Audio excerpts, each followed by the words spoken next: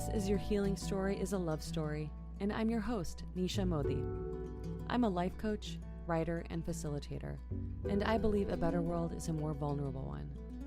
I love to explore the relationships we have with ourselves, each other, and the world. This podcast shares what I see, know, and feel through this relational lens. Let's get to today's episode.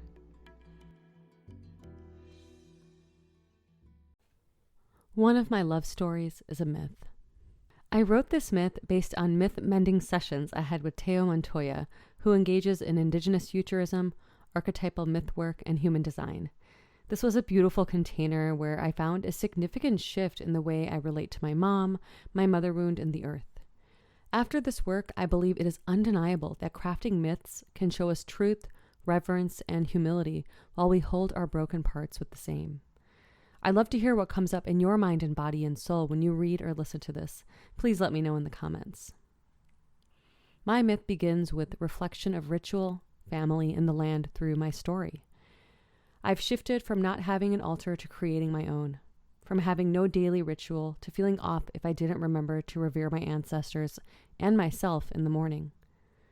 From disliking assigning physical objects as symbols to smiling at hummingbirds because I saw my mom in their quick flutters. This comes from living a life that aligns with my flow instead of the flow of hegemony, colonialism, and meritocracy. This new rhythm allows me space for more imagination. It is also a gift of grief. Grief from losing my dad 10 years ago, grief that the world is not invested in care, the grief of time. This grief made me see how special it all was. I often say, since I left my 9-to-5 job, all these great things have happened.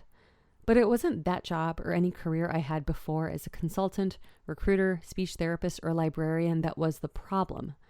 Being embedded within institutions, even as a student, primed me to wear a mask. After I left, I saw how midday breaks and naps helped me fill my cup. Getting more congruent and collaborating on projects that had everything to do with my values and nothing to do with gaining prestige helped me discover that I could diffuse the mask I was wearing away from my body. I came to Los Angeles for a job in 2017, and this is where my true love of the land began. Coming from the flat Midwest, the California elevations and colors and differences were a new world. My instantaneous love for the trees and succulents and flowers had me starry-eyed, like a 5-year-old enraptured by blowing a dandelion. I couldn't believe my eyes when I met the jacaranda, the dusty purple floating in the air and making a new home on the ground. Shortly later, succulents had me enraptured, especially when they were nestled next to the flowers. Flowers everywhere. Then the trees got my heart. Big roots, some leaves tender and some tough. The diversity of Southern California's urban trees gave me the tree-hugging bug. All of this made me realize there is no difference between humans and nature. We are all the earth. Growing up, my father was the personification of ritual. He woke up at the same time, showered, did his morning puja at our family's altar, kissed my mom goodbye, went to work, called me at 7:20 a.m. to make sure I left for my elementary school bus on time, and he was back by 5 p.m. so he could watch the nightly business report at 5:30 p.m. on PBS. His sturdiness, reliability, and habitual rhythms soothed me in ways I didn't realize until after he died. While I yearn for his tedium today, he was rather boring to me while he was alive. When it came to having a personal altar, I struggled to find meaning in the Hindu gods and ceremony. I didn't see the deep connection between my father and his temple. It was just putting a flower here, saying this Sanskrit prayer, lighting this thing, without understanding why. Duty didn't feel meaningful. It felt robotic and transactional. I was more interested in learning about Hindu stories and philosophical lessons instead of saying phrases that had no meaning. And then he died, and my grief wasn't too heavy, until it was. Until I realized my dad was the only person who didn't need anything from me, not as my mom and brother did. He was happy with me as I was, a gift of acceptance I had completely missed. I don't like to consider regret and erase who I have been. It wasn't as much about regret as it was about remembering, because now I get to remember him in so many ways, at my altar and when I look at trees.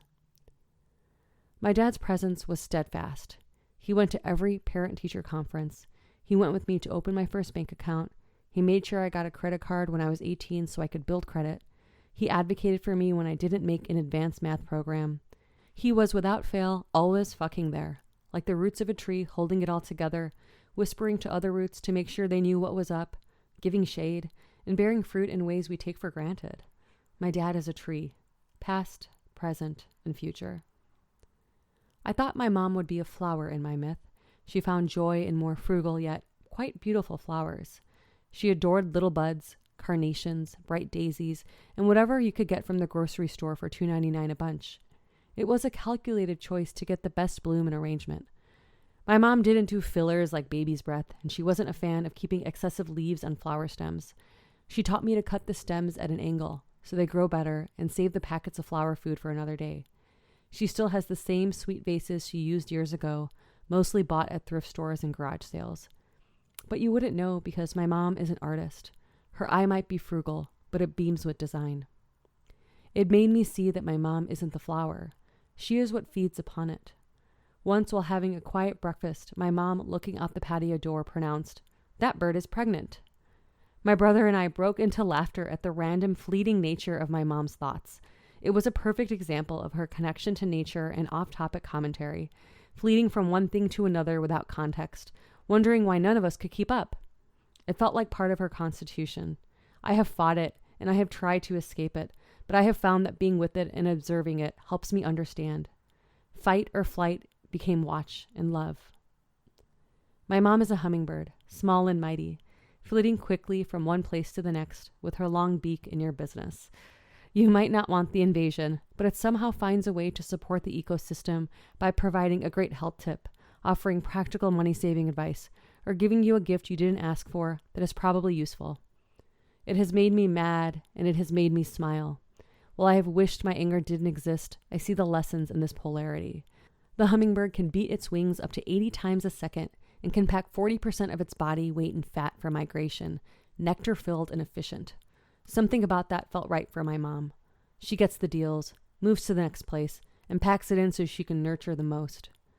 That's why I am the flower, a Leo rising, blooming for the world to see it, for the hummingbird to feed upon it, for the tree to be beside and around it. Existing is enough for its nectar to be worthy. I don't know what kind of flower I am. I don't know which fragrance or color or healing element I bring, so this myth is not complete. I like that. I have more to unfold, bloom, seed, and offer. My reciprocity is ongoing. I just know that the world is brighter with flowers, and the ecosystem wouldn't be complete without them. That is enough for me to hold as it unfolds. I'm certain that in a world with trees, hummingbirds, and flowers, the joy is in the being, not the doing. This is my dream. My mom felt so much joy with flowers because she appreciated them for what they were, and maybe that's all I wanted from her, what she gave them. I always wanted her approval. I never realized I had it because it came in the flavor of critique. She wanted to slash my stems and take off my extra leaves too. She wanted to make me even more beautiful. She wanted me to grow the most, open up the most, and be fed the most. She saw what I could become through the mirror she had. Maybe I didn't want it that way, but that's her love story, not mine. In my love story, I've gained a remembrance that I am enough. Enough isn't only standing alone in your individual beingness. It also knows that the collective is present to support you through its being, carrying the world with it. It does it in the best way it knows how before you come into your own self. Before I came into my own self. Before I saw myself as part of the cycle too. The tree will persevere, standing tall, looking on with care, rooted in depth and breadth. And the hummingbird will come around to stick its beak in you, gathering resources for forever. When my being and my doing and my loving comes from that, a field full of flowers is the most abundant, the most giving, and always enough. Thanks for listening, friends. Head to the show notes and click send us a text message to let me know what you think about today's episode. And be sure to follow me on Instagram at HealingHypeGirl and get on my email list at bit.ly/notesfromnishaland. The intro and outro music is called Reverie and it's by _Ghost from the Creative Commons. Until next time.